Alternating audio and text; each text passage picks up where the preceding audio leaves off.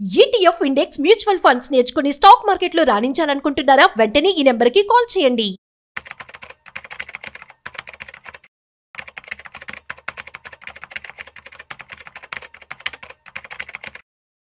మార్కెట్లోకి కొత్త index fund రాబోతుంది. అదే మోతిలాల్ ఓస్వాల్ అన్నమాట. సో దీనికి సంబంధించి మనం ఇన్వెస్ట్మెంట్ చేయడం బెటరా, అసలు ఇది ఒక మంచి ఫండ్ అయినా, ఈ విషయాలు మనతో చెప్పడానికి ఇవాళ మనతో ఫైనాన్షియల్ ఎక్స్పర్ట్ సుందరరామరెడ్డి గారు ఉన్నారు.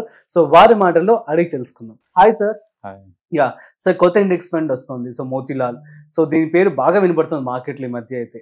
సో అసలు ఇది మంచిదేనా? సో మంచిదేనా చెప్తున్నారు అందరూ కూడాను. సో ఏంటి దీని గురించి ఎక్స్ప్లెయిన్ చేయమంటే ఏం చెప్తారు? ఇది ఒక ఇండెక్స్ ఫండ్ అండి. అండ్ కొత్తగా మోతిలాల్ ఓస్వాల్ ఫస్ట్ టైం ఇండియాలో లాంచ్ చేస్తున్నారు. ఇప్పటి వరకు మనం చూసిందంటే నిఫ్టీ 50, నెక్స్ట్ నిఫ్టీ 50, లేదా లార్జ్ క్యాప్, లేదా మిడ్ క్యాప్, లేదా స్మాల్ క్యాప్, లేదా మైక్రో క్యాప్. అదే మైక్రో క్యాప్ లాస్ట్ ఇంకా. అంటే మైక్రో క్యాప్ అంటే అప్ టు 750 కంపెనీస్ అంతే. తర్వాత టోటల్ మార్కెట్ అంటే ఒకటో కంపెనీ దగ్గర నుంచి 750 కంపెనీలు అన్నింటిలో ఇన్వెస్ట్ చేస్తారు. ఇప్పుడు ఆ 750 చాలక 1000 దాకా ఎక్స్పాండ్ అయ్యారు. సో ఈ ఇండెక్స్ పేరు BSE 1000 ఇండెక్స్ అనమాట.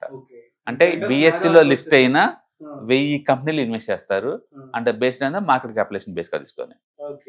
ఓకే, ఇండియాలో మొత్తం ఒక స్టాక్ మార్కెట్ కంపెనీ లాగా ఊహించుకున్నాం అనుకోండి. అచ్చం లార్జ్ క్యాప్ అంటే టాప్ 100 = 60% వెయిటేజ్ అండి. అంటే 60% స్టాక్ మార్కెట్ అంటే 100 కంపెనీలే ఓన్లీ మెయిన్. అంటే 4500 కంపెనీస్ ఉన్నాయి ఇండియాలో రఫ్ గా.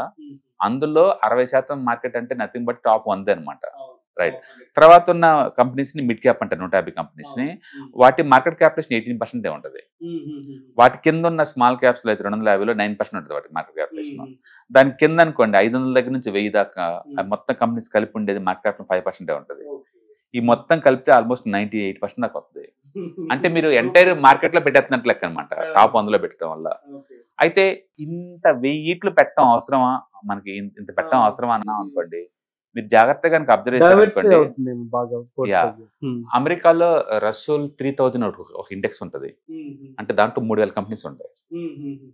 రసూల్ 3000 ఒకటి ఉంటుంది. అలాగే America total market index fund ఒకటి ఉంటుంది, టోటల్ మార్కెట్ అక్కడ కూడా ఉంది. అంటే దాని మీద ఏంటంటే వరల్డ్ వైడ్ గా ఆల్రెడీ ఇండెక్స్లు ఉన్నాయి. ఇండియాలో ఫస్ట్ టైం లాంచ్ చేస్తున్నారు అంతే. అంటే గుర్తుపెట్టుకోండి, ఇండియాలో కూడా మైక్రో క్యాప్ ఇండెక్స్ లాంచ్ చేసినప్పుడు అందరు ఇలానే సెటిల్ వేశారు. అది లాస్ట్ 5 సంవత్సరాల నుంచి యావరేజ్ రిటర్న్స్ 50% అండి. నిఫ్టీతో పోల్చుకుంటే 4 రెట్లు ఎక్కువ ఎవ్రీ ఇయర్ యావరేజ్ మీద. అందుకని మనం సెటైల్ వేసినంత ఈజీ ఏం కాదు. జనాలు సేఫ్టీ అని చెప్పేసి రిటర్న్స్ పోక చేయట్లేదు. కానీ ఆ నిఫ్టీ ఏంటంటే ఒక సెక్యూర్ ఫీల్ అవుతారు అంతే. రిటర్న్స్ రావాలంటే బియాండ్ ద నిఫ్టీ రావాల్సిందేనండి. అయితే 1000 కంపెనీల్లో అవసరమా అనేది అప్ టు యూ. సపోజ్ ఇప్పుడు నేను కనుక ఈ ఫండ్ లో ఇన్వెస్ట్ చేశాను అనుకోండి, నాకు ఎంత వస్తుంది అంటే నిఫ్టీ దగ్గరలో వస్తుంది. అండ్ 1 year పాయింట్ ఆఫ్ లో మనం చూసాం అనుకోండి, నీకు 6% వచ్చింది. అండ్ 3 years యావరేజ్ చేసాం అనుకోండి 14.1% వచ్చింది.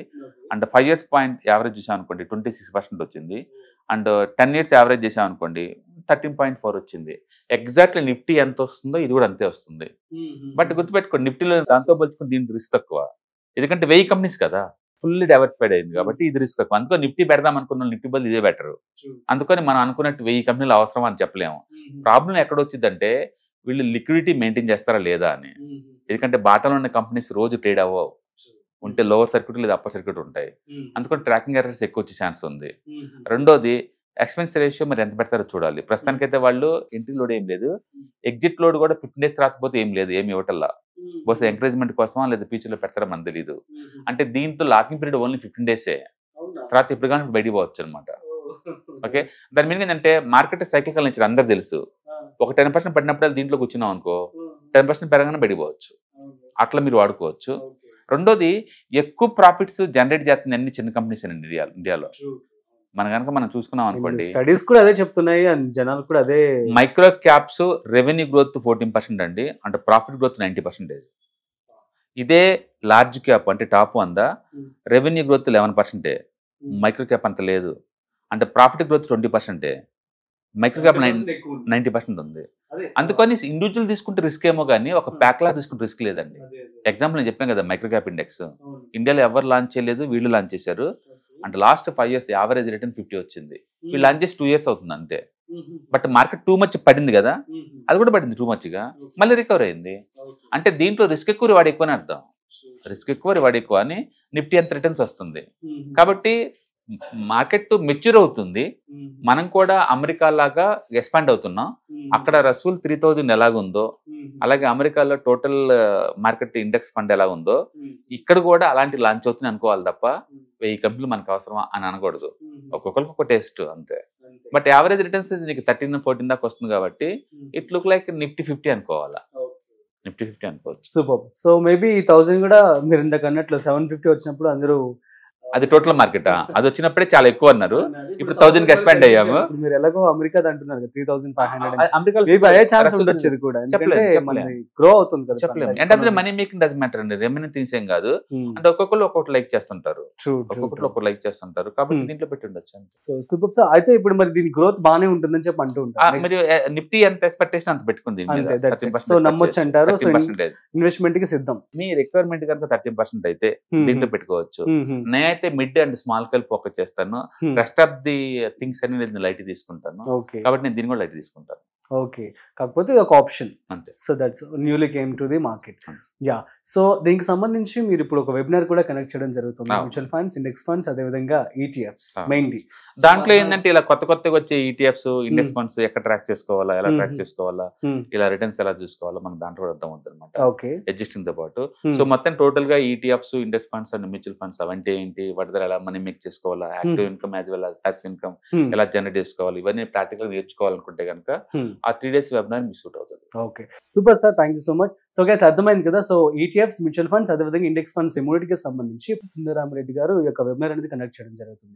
సో మీరు కనుక రిజిస్ట్రేషన్ చేసుకోవాలనుకుంటే స్క్రోల్ అవుతున్న నెంబర్కి మీరు కాల్ చేసి ఇందులో మీరు రిజిస్టర్ అవ్వచ్చు. So that you can gain the knowledge. So that's it. మరొక ఇంట్రెస్టింగ్ కాంటెంట్ తో మళ్ళీ కలుద్దాం. అంతవరకు చూస్తూనే ఉండండి Suman TV. This is Rajeev signing off. Video నచ్చినట్లయితే like, share and subscribe. Thanks for watching. Hi, markets చాలా వాలటిలిటీ ఉన్నాయని భయపడుతున్నారా? మార్కెట్ ఆల్ టైమ్ హైలో ఉందని దూరంగా ఉండాలనుకుంటున్నారా? ఏది రైట్ టైం మార్కెట్లో ఎంటర్ అవడానికి, ఏది బెస్ట్ టైం మార్కెట్లోంచి బయటకు పోవడానికి తెలుసుకోవాలనుకుంటున్నారా? మార్కెట్లో mutual funds, ETFs, index funds ద్వారా మనీ మేక్ చేద్దాం అనుకున్నారా? ఇలాంటి మీ డౌట్స్ కి క్లారిఫికేషన్ కోసం ఈ webinar ETFs, index funds and mutual funds కోర్సులో జాయిన్ అవ్వండి. మీ డౌట్స్ క్లారిఫికేషన్ చేసుకోండి.